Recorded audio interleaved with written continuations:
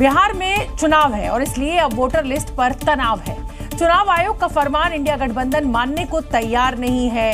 ऐसे में RJD, Congress, left और वीआईपी समेत गठबंधन की तमाम पार्टियों ने बिहार बंद का ऐलान कर दिया है और इसकी तस्वीर शहर शहर से आई है। कहीं आगजनी हुई है, कहीं ट्रेन को रोका गया है तो कहीं हाईवे बंद कर दिया गया है। बिहार में कुल 17 रेलवे स्टेशन पर ट्रेन रोकी गई और इसी बहाने विपक्षी पार्टियां अपनी शक्ति प्रदर्शन भी करती नजर आई। ये विरोध, ये हंगामा, ये बवाल चुनाव आयोग के उस फरमान पर है जिसमें वोटर को अपनी पहचान बतानी है। मकसद है कोई गैर भारतीय वोटर लिस्ट में न रहे, लेकिन इस फैसले को पहले कोर्ट में तो अब सड़कों पर चुनौती दी जा रही है। विपक्ष की तमाम पार्टियां सड़कों पर उतर चुकी हैं, कार्यकर्ता चक्का जाम कर चुके हैं और बिहार में शहर शहर कोहराम मचा है। ट्रेन की रफ्तार थम चुकी है, नेशनल हाईवे जाम हो चुका है, लोग सफर में हैं, लेकिन रास्ते में फंस चुके हैं। इसकी परवाह किसी को नहीं। यहाँ पार्टी का झंडा लिए कार्यकर्ता सड़कों पर संग्राम मचा चुके हैं। राष्ट्रीय जनता दल, पूरा इंडिया गठबंधन आज पूरे देश भर में पूरा चक्का जाम किए हुए हैं, क्योंकि आम नागरिक का नागरिकता का सवाल है। दरअसल चुनाव आयोग का कहना है हर भारतीय नागरिक वोटर लिस्ट में हो और गैर भारतीय मतदाता सूची में शामिल ना हो।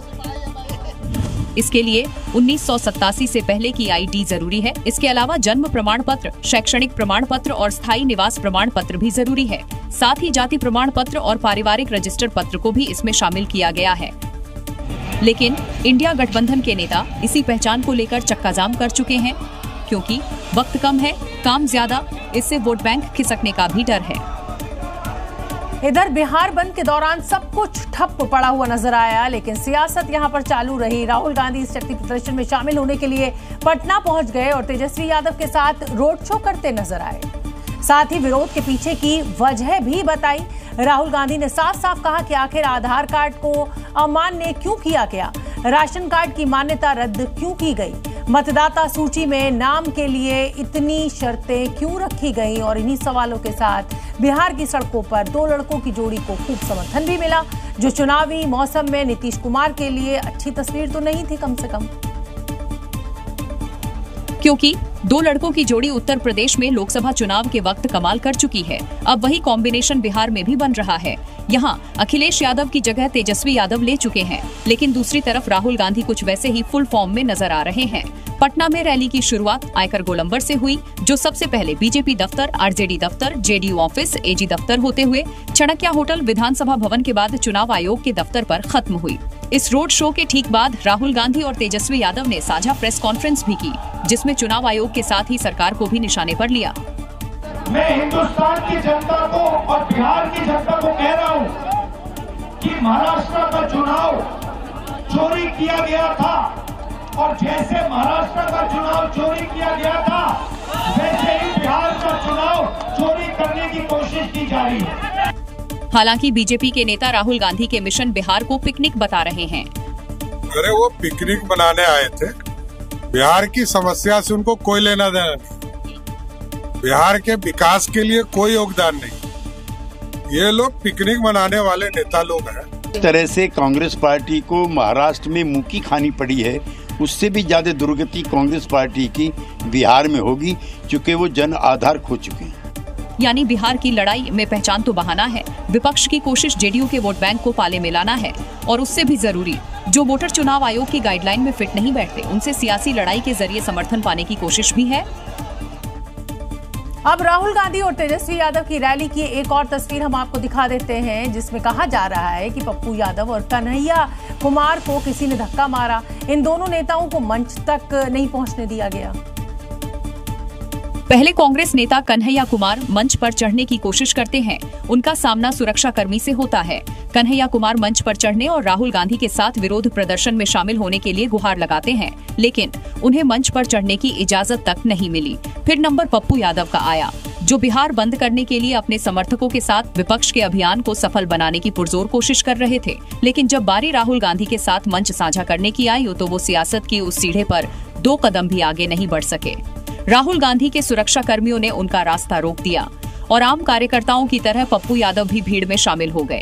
न उन्हें आगे जाने का रास्ता मिला, न ही मंच पर चढ़ने की इजाजत, और वो राहुल गांधी को दूर से ही देखकर खुद को संभालते नजर आए। चाहे पप्पू यादव हो या कन्हैया कुमार मंच के नीचे अपनी बारी का इंतजार करते रहे, लेकिन राहुल गांधी के साथ इन दोनों नेताओं को जगह तक नहीं मिली।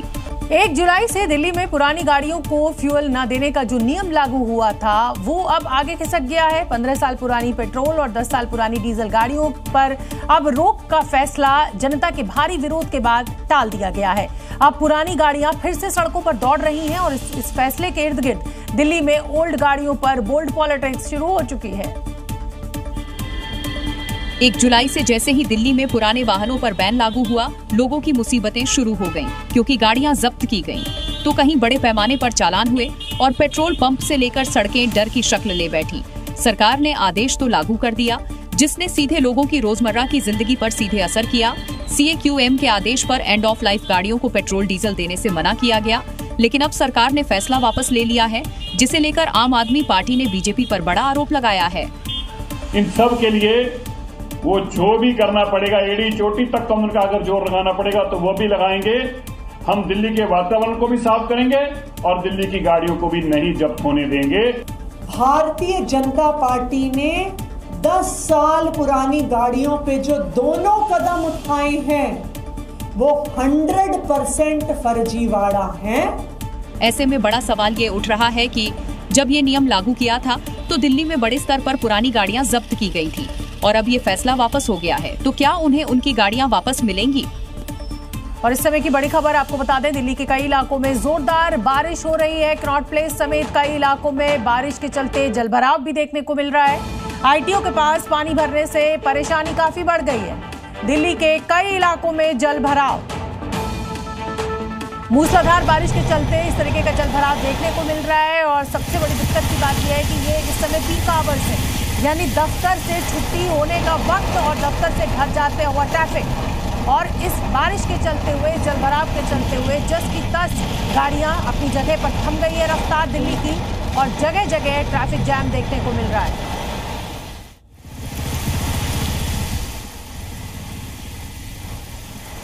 बरसात में जहां पर लोगों को गर्मी से राहत मिलती है, वहीं पर दिल्ली में लोगों को परेशानी का भी सबब होता है। इस समय मैं ITO ब्रिज पर हूं और ITO पर आप देख सकते हैं कि पानी भर गया है और जलभराव की वजह से कई गाड़ियां यहां पर बंद हो गई हैं और पूरी तरीके से पानी यहां पर भरा हुआ है। और ये ITO के पास का जो ब्रिज है, फुटओवर ब्रिज, और उसके साथ ही साथ जो ऊपर से मेट्रो जहाँ से जाती है, वहाँ पर आप देख सकते हैं किस तरीके से यहाँ पर पानी भरा हुआ है। आज देर शाम से ही बरसात यहाँ पर शुरू हुई है, दिल्ली में बारिश शुरू हुई है और उसकी वजह से पानी भरा है। हालांकि यहाँ पर कोशिश ज़रूर की जा रही है, क्योंकि पंप भी यहाँ पर लगाया गया है और पंप के जरिए भी पानी निकालने की यहाँ पर कोशिश की जा रही है, लेकिन बरसात भी काफ़ी ज़्यादा तेज़ है और आप देख सकते हैं किस तरीके से जलभराव यहाँ पर देखने को मिल रहा है, किस तरीके से पानी यहाँ पर भरा हुआ है। और ये ITO का दृश्य है जहाँ पर पूरी तरीके से जलमग्न हुई हैं। कई गाड़ियाँ भी यहाँ पर ख़राब हो गई हैं और गाड़ियाँ यहाँ पर, क्योंकि पानी जब भर जाने की वजह से गाड़ियाँ वहाँ पर स्टार्ट नहीं हो पा रही हैं और वो गाड़ियाँ वहाँ पर ख़राब हो गई हैं। कैमरामैन रवि के साथ राहुल मिश्रा, जी मीडिया। उत्तर प्रदेश से लेकर गुजरात तक बुलडोजर पूरे एक्शन में नजर आ रहा है। जिन्होंने सरकारी जमीन पर कब्जा किया, अब उनके अवैध साम्राज्य पर कार्रवाई चल रही है। प्रशासन ने पुलिस की मौजूदगी में इस पूरे कार्रवाई को अंजाम दिया। 3 शहर और एक जैसा एक्शन। बुलंदशहर में अवैध कॉलोनियां टूटी तो बलिया में अतिक्रमण पर प्रहार हुआ। कच्छ में मकान और रेस्टोरेंट तक ढहा दिए गए। मतलब जहां अतिक्रमण दिखा वही बुलडोजर गरजा। पीला पंजा चला और गैर कानूनी धंधा धूल में मिला। बुलंदशहर में भू माफियाओं की नींव हिल गई। यहां सरकारी जमीन पर बसाई जा रही अवैध कॉलोनियों पर बुलडोजर का प्रहार हुआ। बुलंदशहर खुर्जा डेवलपमेंट अथॉरिटी की टीम मौके पर पहुंची और फिर जो चला वो बुलडोजर नहीं, कानून का एक्शन था।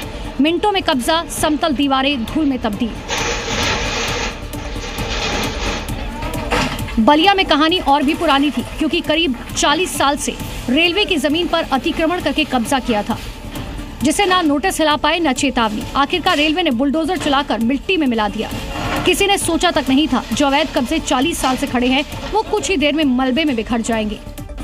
तस्वीरें गुजरात के पूर्वी कच्छ की है, जहां अतिक्रमण पर ट्रिपल एक्शन हुआ। देखिए कैसे 3 बुलडोजर प्रहार कर रहे हैं। और सरकारी जमीन पर अवैध कब्जा कर बनाए गए घर और रेस्टोरेंट्स को मिनटों में नामो निशान मिटा दिया। संदेश साफ है, सरकारी जमीन पर कब्जा करने वालों को अब सिर्फ नोटिस नहीं, सीधे बुलडोजर वार करता है। इंसानी रिश्तों की अगर बात करें तो इंसान किसी से प्यार करता है, किसी से मित्रता करता है यानी दोस्ती करता है, लेकिन अगर दोस्ती और प्यार की आड़ में किसी की मनचाही ब्लैकमेलिंग की हो तो फिर कोई करे तो करे क्या।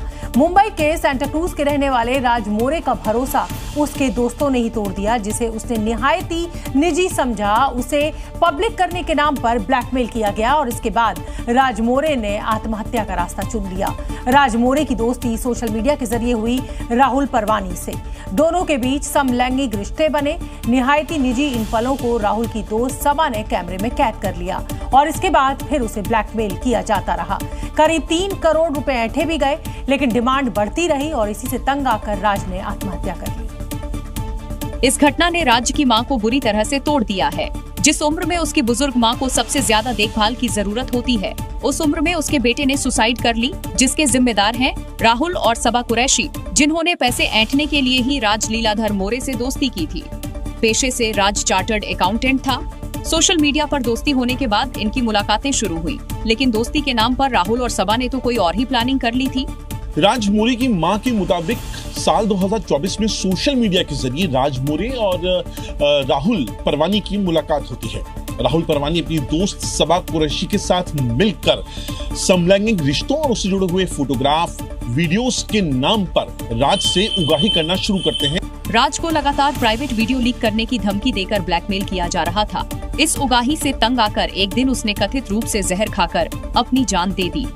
इन दोनों का लालच राज मोरे को लगातार कमजोर बना रहा था, इतना ज्यादा कमजोर कि राज मोरे एक दिन जिंदगी से ज्यादा मौत को गले लगाना बेहतर समझते हैं। और इस मामले में बकोला पुलिस ने 2 लोगों राहुल परवानी और सबा कुरैशी के खिलाफ उगाही और आत्महत्या के लिए उकसाने का मामला दर्ज कर लिया है। पुलिस को राज के पास से 3 पन्नों का सुसाइड नोट भी मिला है और इसमें उन्होंने अपनी मौत के लिए इन दोनों को जिम्मेदार ठहराया है। मुंबई के सांता क्रूज के इसी घर में राज लीला मोरे रहता था। आज उसके घर के बाहर श्रद्धांजलि सभा का पोस्टर इस घटना की कहानी कह रहा है और लोगों के बीच चर्चा का विषय बन रहा है। राज की मां उसे याद करके रो उठती है। पति से अलग होने के बाद उन्होंने हाउसकीपिंग की जॉब की और बेटे को पढ़ा लिखा कर सीए बनाया और आज वही बेटा उनके पास नहीं है। सबा कुरैशी और ये राहुल परवानी, इन्होंने मेरे बच्चे के साथ काफी कुछ मानसिक परेशानी देके टॉर्चर किया है। राज की मां को उसी दिन शक हुआ था कि कुछ गड़बड़ है। उनके गहने राज ने गिरवी रखे थे। इसके बाद एक दिन राहुल और सबाई ने राज के साथ गाड़ी के लिए झगड़ा किया। जो गाड़ी राज ने खरीदी, मैंने गाड़ी कभी देखी नहीं। सारा पेमेंट राज ने किया अपने या हाँ, राज सब उसका टेक केयर करता था। राज ने अपने सुसाइड नोट में लिखा है, मेरे प्रियजनों, माँ मुझे माफ करना, मैं तुम्हारा अच्छा बेटा नहीं बन सका। तुम्हें मुझसे बहुत उम्मीदें थी, लेकिन मैं तुम्हें अकेला छोड़ रहा हूँ। मैं अपने कर्मों के लिए जा रहा हूँ। भगवान तुम्हें अगले जन्म में मेरे जैसा बेटा न दे। मैं बहुत बुरा रहा हूँ। पूनम आंटी, कृपया मेरी माँ का ध्यान रखना। मेरे पास अलग अलग खातों में पॉलिसी है, उनसे पैसे लेकर मेरी माँ को दे देना। अपनी माँ से इतना प्यार करने वाला राज अपनी माँ के साथ नहीं है। काश कि उसने पहले ही अपनी माँ को सब बता दिया होता। उत्तर प्रदेश की राजधानी लखनऊ में पुलिस ने शातिर आरोपी को गिरफ्तार किया है। दावा किया जा रहा है कि आरोपी ने साथ काम करने वाली लड़की के साथ बलात्कार किया और फिर उस पर धर्मांतरण का दबाव भी बनाया। पुलिस की गिरफ्त में खड़ा ये वही शातिर है जिस पर ये सभी गंभीर आरोप लगे हैं। लखनऊ के लुलू मॉल में काम करने वाली युवती का दर्द अब पूरे सिस्टम के सामने चीख रहा है। आरोप है कि उसी मॉल में काम करने वाला सीनियर मैनेजर फरहाज उर्फ फराज उसे धीरे धीरे शिकार बनाता रहा। जानकारी के मुताबिक आरोपी ने पहले कोल्ड ड्रिंक में नशीला पदार्थ मिलाया, फिर उसके साथ रेप किया। इसके बाद उसका वीडियो बनाया और वीडियो को वायरल करने की धमकी देकर उसे बार बार होटल ले जाकर शोषण करता रहा। यहीं से कहानी मोड़ लेती है। आरोप है कि फराज ने उस पर धर्मांतरण करने का दबाव बनाना शुरू किया। थक हारकर उसने इसकी शिकायत योगी फोर्स से की, जिसके बाद उसकी गिरफ्तारी हुई। मारपीट की धाराओं में एफआईआर दर्ज कर लिया है और फरहाज को गिरफ्तार करके जेल भेज दिया है। पुलिस धर्मांतरण के एंगल से भी इस पूरी घटना को जांच भी कर रही है।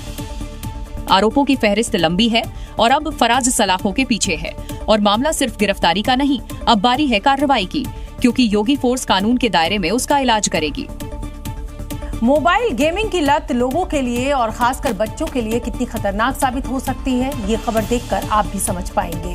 खबर छत्तीसगढ़ के बिलासपुर से है, जहां रात में दोस्तों संग टहलने निकला 14 साल का आदित्य लखवानी मोबाइल पर ऑनलाइन फ्री फायर गेम में इस कदर खो गया कि फिर दोबारा कभी उठ ही नहीं पाया।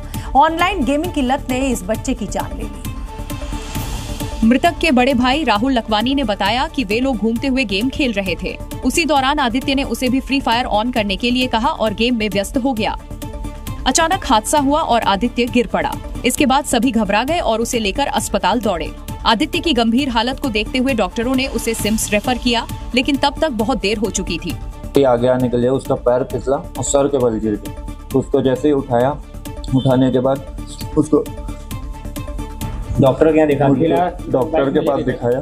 डॉक्टर अब ऑनलाइन गेमिंग की लत से होने वाले लक्षण पर एक नजर मैं चाहती हूँ कि आपका ध्यान उस ओर दिलवा सकें हम। बच्चे घंटों तक ऑनलाइन गेम खेलते रहते हैं, जिससे उनकी पढ़ाई, खेलकूद और अन्य गतिविधियों पर असर पड़ता है। गेमिंग के कारण बच्चे अपनी पढ़ाई में पिछड़ भी जाते हैं। स्कूल में उनका प्रदर्शन भी खराब हो सकता है। जब उन्हें गेम खेलने से रोका जाता है तो वो चिड़चिड़े और उदास हो सकते हैं। गेम खेलने के लिए बच्चे अक्सर अपने माता पिता या दोस्तों से झूठ भी बोलने लगते हैं। गेमिंग में ज्यादा समय बिताने की वजह से बच्चे अपने दोस्तों और परिवार से दूर हो जाते हैं। अब ऑनलाइन गेमिंग की लत से होने वाले खतरे हम आपको बताते हैं। गेमिंग की लत के चलते आंखों की समस्याएं, मोटापा, नींद की समस्या, मांसपेशियों में दर्द हो जाता है। गेमिंग की लत से डिप्रेशन, तनाव के साथ बच्चों की चिंता बढ़ सकती है। गेमिंग की लत से सामाजिक अलगाव, रिश्तों में समस्याएं और स्कूल या काम में प्रदर्शन पर भी असर पड़ जाता है। गेमिंग की लत से पढ़ाई में पिछड़ना और परीक्षा में असफल जैसी समस्याएं भी होती हैं। और अब इस लत से बचने के उपाय क्या हैं वो भी बताते हैं। बच्चों के लिए गेम खेलने का समय सीमित करें और उन्हें दूसरी एक्टिविटीज में भी शामिल करें। बच्चों को शारीरिक गतिविधियों, खेलकूद के लिए प्रोत्साहित जरूर करें। बच्चों को कला, संगीत या खेल से जोड़ सकते हैं। और अगर आपको लगता है कि आपके बच्चे को गेमिंग की लत है तो किसी मनोचिकित्सक या एक्सपर्ट से भी मदद ले सकते हैं। बिहार में चुनाव है और इसलिए अब वोटर लिस्ट पर तनाव है। चुनाव आयोग का फरमान इंडिया गठबंधन मानने को तैयार नहीं है। ऐसे में आरजेडी, कांग्रेस, लेफ्ट और वीआईपी समेत गठबंधन की तमाम पार्टियों ने बिहार बंद का ऐलान कर दिया है और इसकी तस्वीर शहर शहर से आई है। कहीं आगजनी हुई है, कहीं ट्रेन को रोका गया है तो कहीं हाईवे बंद कर दिया गया है। बिहार में कुल 17 रेलवे स्टेशन पर ट्रेन रोकी गई और इसी बहाने विपक्षी पार्टियां अपनी शक्ति प्रदर्शन भी करती नजर आई। ये विरोध, ये हंगामा, ये बवाल चुनाव आयोग के उस फरमान पर है जिसमें वोटर को अपनी पहचान बतानी है। मकसद है कोई गैर भारतीय वोटर लिस्ट में न रहे, लेकिन इस फैसले को पहले कोर्ट में तो अब सड़कों पर चुनौती दी जा रही है। विपक्ष की तमाम पार्टियां सड़कों पर उतर चुकी हैं, कार्यकर्ता चक्का जाम कर चुके हैं और बिहार में शहर शहर कोहराम मचा है।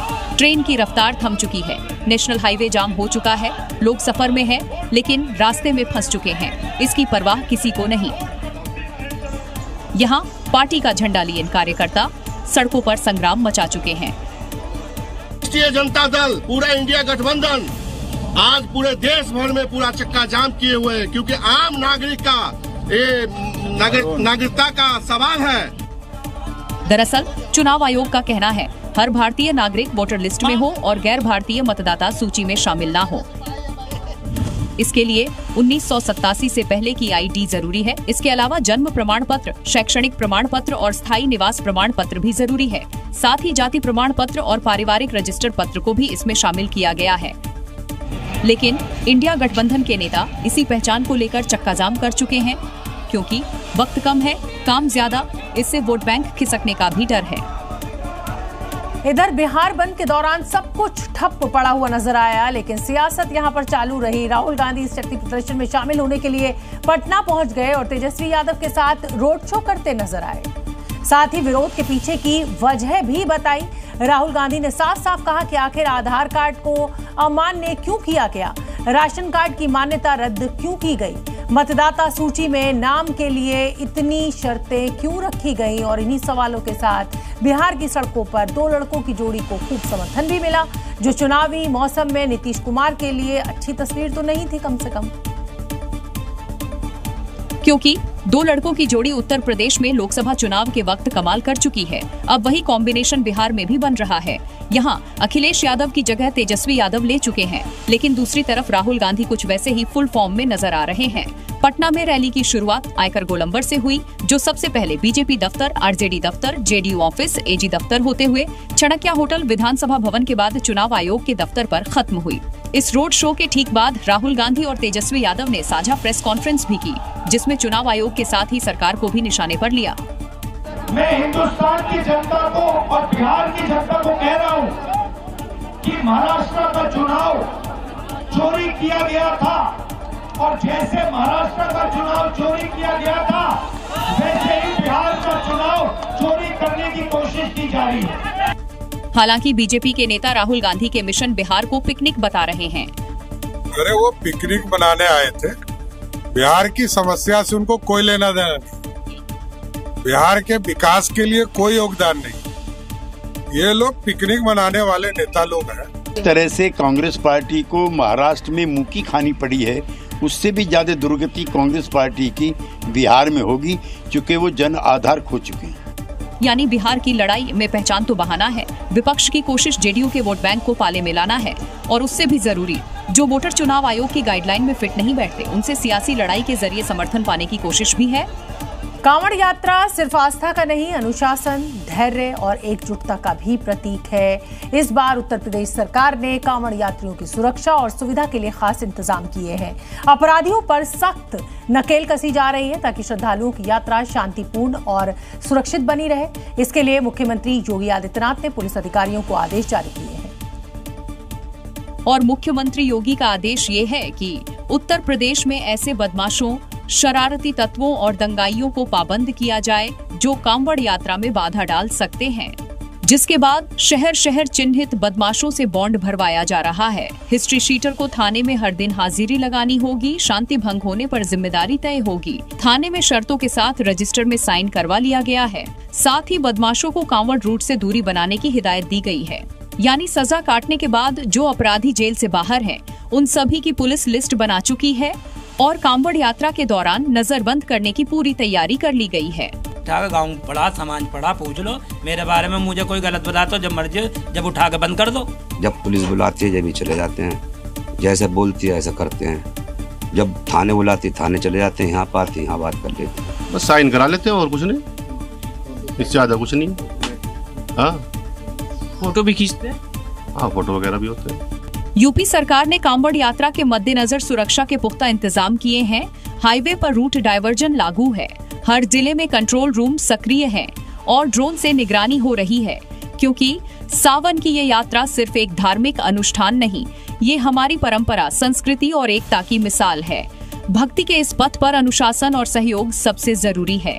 उत्तर प्रदेश में मुख्यमंत्री योगी आदित्यनाथ का बुलडोजर अब सिर्फ अवैध निर्माण पर ही नहीं बल्कि उन मानसिकताओं पर भी चल रहा है जो समाज को तोड़ने की कोशिश करते हैं। बेटियों की सुरक्षा को लेकर योगी सरकार का रुख साफ है, सख्ती और सिर्फ सख्ती। कुछ ऐसी ही तस्वीर बलरामपुर से भी आई, जहां धर्मांतरण जैसे महापाप का मास्टरमाइंड छांगुर उर्फ जलालुद्दीन के काले साम्राज्य को बुलडोजर से ध्वस्त कर दिया गया।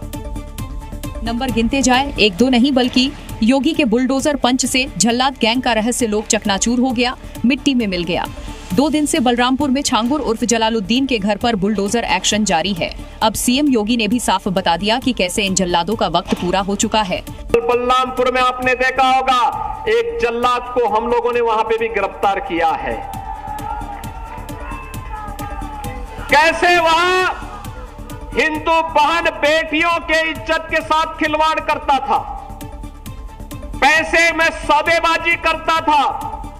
हम समाज को भी टूटने नहीं देंगे, राष्ट्र विरोधी और समाज विरोधी तत्वों को भी चकनाचूर करके रहेंगे। छांगुर का वो महल जिसमें धर्मांतरण का ये काला खेल खेला जाता था, उसकी हालत क्या हो चुकी है, इसे देखकर आप अंदाजा लगा सकते हैं कि अपराध किया तो हश्र क्या होगा। कल से वहाँ बुलडोजर एक्शन चल रहा है और 7 बीघे पर बना ये घर मिट्टी में मिल चुका है। दूसरे दिन प्रशासन की बुलडोजर जो एक्शन है वो यहाँ पर जारी है। मैं आपको बताऊं कि ये जो पूरा जो इसकी जो कोठी है ये 7 बीघे में बनी हुई थी, जो कि इसका आधे से ज्यादा हिस्सा अवैध था और आज उस पर बुलडोजर की जो कार्रवाई है वो यहाँ पर की जा रही है।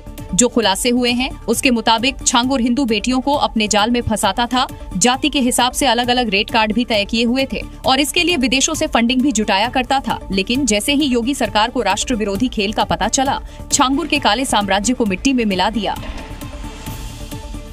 उत्तर प्रदेश के बलरामपुर में धर्मांतरण के मास्टरमाइंड जमालुद्दीन उर्फ छांगुर बाबा पर कार्रवाई जारी है। छांगुर की कोठी पर दूसरे दिन भी बुलडोजर का एक्शन हुआ, लेकिन बड़ा सवाल यह है कि इस कार्रवाई से मौलानाओं का दिल आखिर क्यों खराब हुआ। धर्मांतरण के आरोपी छांगुर बाबा के मकान पर प्रशासन का बुलडोजर जब से गरज रहा है, कई मौलानाओं के सीने पर सांप लौट रहा है। जरा सुनिए इस कार्रवाई पर क्या फरमा रहे हैं ऑल इंडिया मुस्लिम जमात के अध्यक्ष मौलाना शहाबुद्दीन बरेलवी। अभी तफ्तीश हुई नहीं है, तहकीक हुई नहीं, नतीजा आया नहीं और एकदम उसके घर पे बुलडोजर चला देना, ये कहाँ का इंसाफ है। मौलाना शहाबुद्दीन बरेलवी ने इसे कोर्ट की अवमानना बताया और कहा कि सुप्रीम कोर्ट ने बुलडोजर कार्रवाई पर रोक लगा रखी है। इसी मुद्दे पर मौलाना चांद मियां ने इसे तानाशाही करार दिया और कहा कि किसी ने गुनाह किया है तो उसका फैसला अदालत करेगी। तो वो छांगुर बाबा है, उन पे आरोप यह है कि वो धर्मांतरण कराते हैं। अगर कोई तथ्य इस तरह का पाया गया है तो न्यायपालिका उसका मसला हल करेगी, कोर्ट है, पुलिस है। लेकिन ये जो बुलडोजर वाला मामला है, ये धर्म देख करके क्या, ये किसी पे भी नहीं चलना चाहिए। मौलाना मान रहे हैं कि छांगुर बाबा ने जो किया वो बड़ा गुनाह है, जिसकी उसे कड़ी सजा मिलनी चाहिए। साथ ही ये मौलाना कानून की दुहाई भी दे रहे हैं, कह रहे हैं कि बुलडोजर धर्म देखकर चलाया जा रहा है। लेकिन मौलाना साहब ये भूल गए कि यूपी में कानून का राज है और सीएम योगी ने साफ कहा है कि जो कानून तोड़ेगा उसको नतीजा भुगतना ही पड़ेगा। छांगुर बाबा पर सीएम योगी ने कहा है कि हमने एक जल्लाद को गिरफ्तार किया है। बलरामपुर में आपने देखा होगा, एक जल्लाद को हम लोगों ने वहां पे भी गिरफ्तार किया है। 100 करोड़ की फंडिंग से धर्मांतरण का रैकेट चला रहे हैं छांगुर उर्फ जमालुद्दीन की हवेली पर लगातार दूसरे दिन प्रशासन का बुलडोजर चला। 70 से ज्यादा कमरों वाले छांगुर की हवेली पर हो रही कार्रवाई के दौरान ऐसा सामान बरामद हुआ जिसकी शायद आप कल्पना भी नहीं कर पाएंगे। आध्यात्मिक और धार्मिक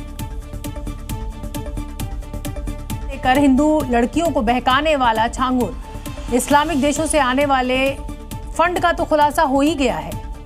छांगुर की हवेली ने उसकी लग्जरी लाइफ स्टाइल की झलक भी दिखाई है। सोफा, बेड और दूसरे सजावटी सामान सऊदी अरब से मंगवाए गए थे। यहां तक कि घरों में काम आने वाला detergent, floor cleaner, shampoo, cloth softener भी सऊदी के ही होते थे।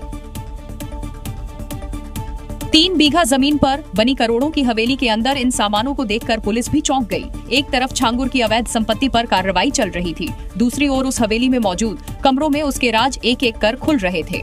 उत्तर प्रदेश एटीएस के हाथों गिरफ्तार जलाउद्दीन उर्फ छांगुर बाबा की कोठी की तलाशी के दौरान उसकी लग्जरी लाइफ के दर्शन हो रहे थे।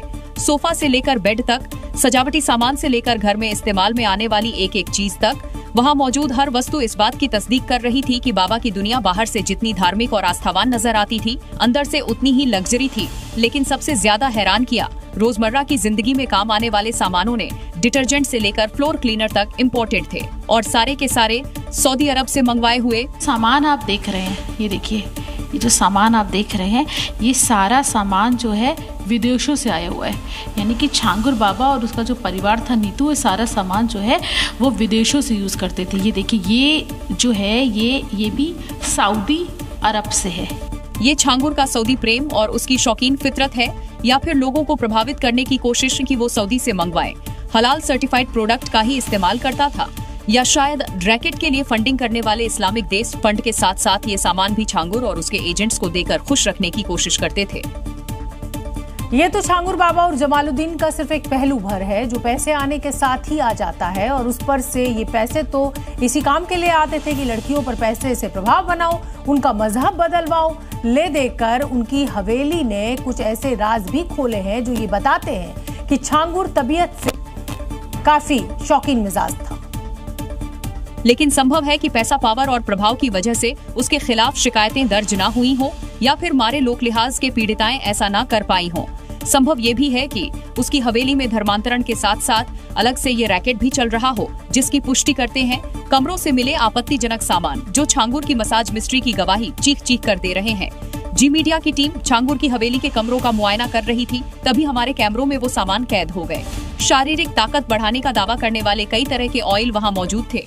ये खाने वाले नहीं बल्कि मसाज ऑयल थे और इनका इस्तेमाल मसाज पार्लर में भी जमकर होता है। इनके यहाँ से ये देखिए, ये एक तेल मिला है। ये जो तेल है, ये तेल भी, ये ऑयल भी ताकत बढ़ाने का तेल है। मालिश, जो बॉडी मसाज जो किए जाते हैं, बॉडी मसाज के लिए ये तेल जो है वो यूज़ किया जाता है और ये तेल भी सऊदी अरबिया से आया है। मसाज ऑयल के साथ ही हमें वहाँ कुछ दवाएं भी मिली। इंटरनेट पर सर्च करने पर पता चला ये भी ताकत बढ़ाने वाली दवाएं हैं। ये जो मेडिसिन आप देख रहे हैं, ये जो दवा है, इसको आप गूगल पे इसका नाम आप चाहें तो सर्च कर लीजिएगा। ये वो दवा है, ये ताकत बढ़ाने की दवा है। फिलहाल पुलिस ने इन दवाओं को जब्त कर लिया है और इसे फॉरेंसिक जांच के लिए भेज दिया है। उत्तर प्रदेश के बलरामपुर में जलालुद्दीन छांगुर बाबा के रहस्य लोक पर जब रेड पड़ी तो चौंकाने वाला सामान यहां से बरामद हुआ। अय्याशी के सामान के साथ साथ छांगुर के बंगले से एक बिल बुक भी मिली और इसमें आशी बुटीक के नाम से कई बिल काटे गए हैं। लेकिन जब जी मीडिया ने इसकी पड़ताल की तो चौंकाने वाला सच निकलकर सामने आया। इस बिल बुक में जो फोन नंबर लिखा है, जब उसे मिलाया गया तो वो नंबर अस्तित्व में नहीं था। ये वो डायरी है, ये वो बिल की कॉपी है जो इनके घर से मिली है। हालांकि इसमें एक फ़ोन नंबर भी दिया गया था। जो फ़ोन नंबर जब हमने जी के कैमरे पे मिला के देखा तो वो फ़ोन नंबर अस्तित्व में नहीं है। ज़रूर ये जो बिल काटे जा रहे थे, जो बिल यहाँ से काटे जा रहे थे लगातार, ये फर्जी बिल थे। ऐसे में अब सवाल उठता है कि अगर जलालुद्दीन उर्फ छांगुर बाबा यहाँ से कोई बुटीक का बिजनेस भी चला रहा था तो फिर उसे बिल बुक पर दिया मोबाइल नंबर बंद करने की जरूरत क्यों पड़ी? आशी बुटीक, फ़ोन नंबर 9702957347। डेट पड़ी है 15/1/2020 और ये बिल काटा गया है करीब 47,000 रुपीज़ का। ये देखिए 47,000 रुपये का बिल जो है वो काटा गया है और ऐसे ना जाने कितने बिल हैं। क्या इसका मतलब ये है कि यहाँ पर बुटीक चलाने के नाम पर भी फर्जीवाड़ा चल रहा था? हजारों रुपए के फर्जी बिल काटकर टैक्स चोरी को अंजाम दिया जा रहा था। अभी तो कार्रवाई और पड़ताल की शुरुआत हुई है। छांगुर बाबा के इस रहस्य लोक से आगे और भी कई बड़े खुलासे हो सकते हैं। गुजरात के वडोदरा से आज एक बड़ी और दुखद खबर सामने आई। यहाँ एक पुल का हिस्सा गिरने से कई गाड़ियां नदी में गिर गईं, 10 लोगों की जान चली गई। हादसा कैसे हुआ, पहले हम आपको ये समझा देते हैं। दरअसल गंभीरा पुल पर हर दिन कई गाड़ियां यहां पर तेजी से निकलती हैं। आज जब गाड़ियां इस पर से गुजर रही थी तभी ये पुल नीचे गिर गया और पुल पर चल रही गाड़ियां नदी में समा गई। करीब 5 से 6 गाड़ियां एक साथ पुल से नीचे गिर गईं और इसमें कई लोगों की दर्दनाक मौत हो गई।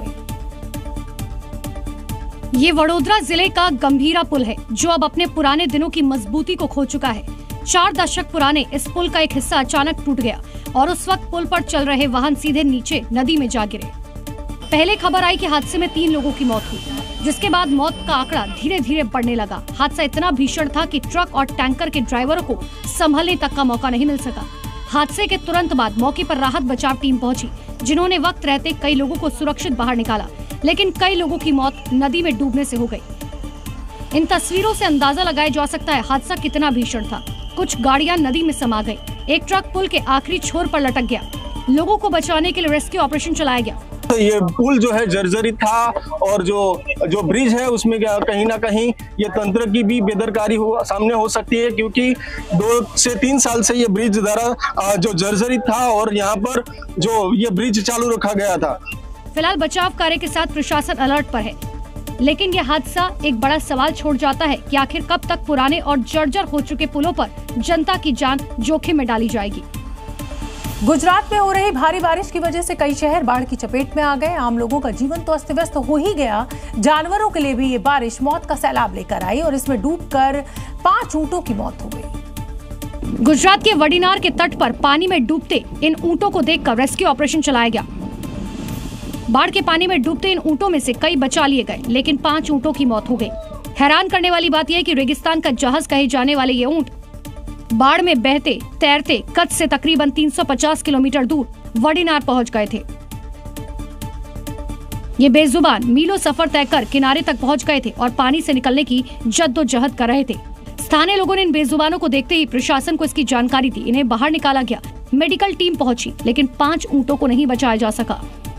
गौरतलब है, कच्छ में खारे किस्म के खास ऊंट पाए जाते हैं, जो रेगिस्तान में चलने के साथ ही समंदर में तैरकर समुद्री वनस्पतियों को खाते हैं।